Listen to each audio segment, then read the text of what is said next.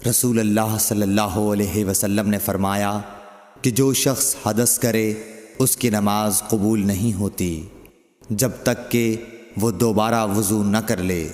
حضرموت کے ایک شخص نے پوچھا کہ اے ابو ہریرہ، حدث ہونا کیا ہے؟ آپ نے فرمایا، پخانے کے مقام سے نکلنے والی آواز والی یا بے آواز والی ہوا۔ صحیح بخاری حدیث نمبر 135۔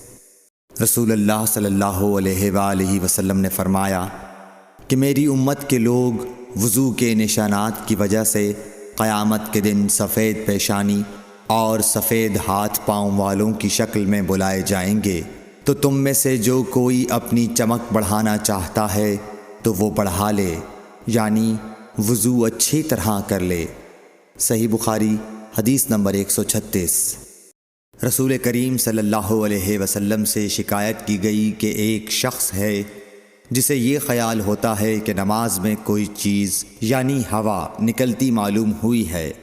آپ صلی اللہ علیہ وسلم نے فرمایا کہ نماز سے نہ پھرے یا نہ مڑے جب تک آواز نہ سنے یا بو نہ پائے۔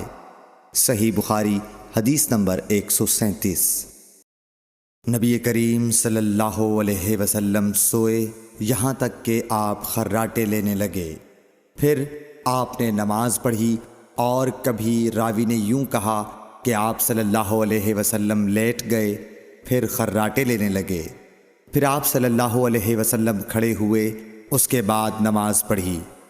پھر سفیان نے ہم سے دوسری مرتبہ، ابن عباس رضی اللہ تعالی عنہ کہتے تھے کہ ایک مرتبہ میں نے اپنی خالہ ام المومنین حضرت میمونہ کے گھر رات گزاری تو میں نے دیکھا کہ رسول اللہ صلی اللہ علیہ وسلم رات کو اٹھے۔ جب تھوڑی رات باقی رہ گئی تو آپ صلی اللہ علیہ وسلم نے اٹھ کر ایک لٹکے ہوئے مشکیزے سے ہلکا سا وضو کیا۔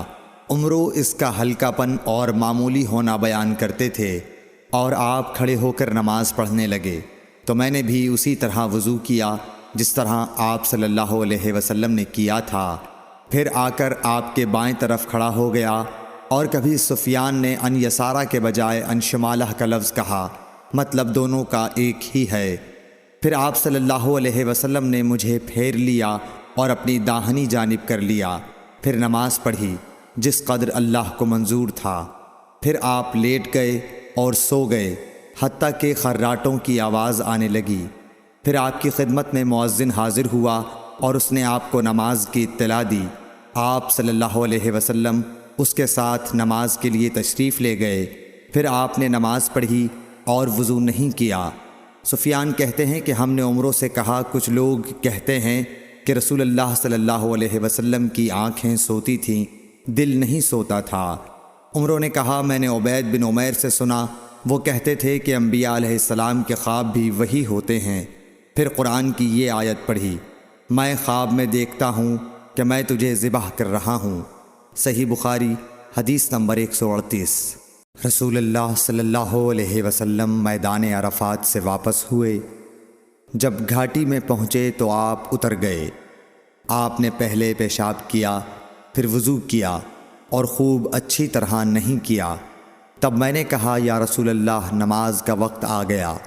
آپ صلی اللہ علیہ وسلم نے فرمایا، نماز آگے ہے، یعنی مزدلفہ چل کر پڑھیں گے۔ جب مزدلفہ میں پہنچے تو آپ نے خوب اچھی طرح وضو کیا، پھر جماعت کھڑی کی گئی۔ آپ صلی اللہ علیہ وسلم نے مغرب کی نماز پڑھی، پھر ہر شخص نے اپنے اونٹ کو اپنی جگہ بٹھایا، پھر عشاء کی جماعت کھڑی کی گئی اور آپ نے نماز پڑھی، اور ان دونوں نمازوں کے درمیان کوئی نماز نہیں پڑھی۔ صحیح بخاری حدیث نمبر 139۔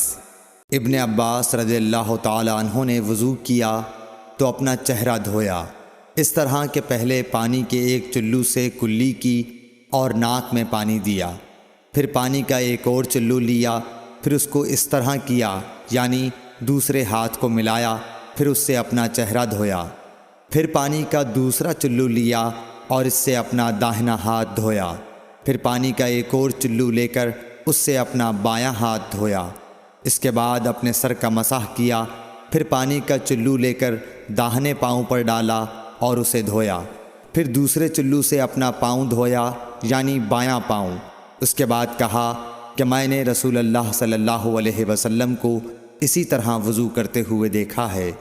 صحیح بخاری حدیث نمبر 140۔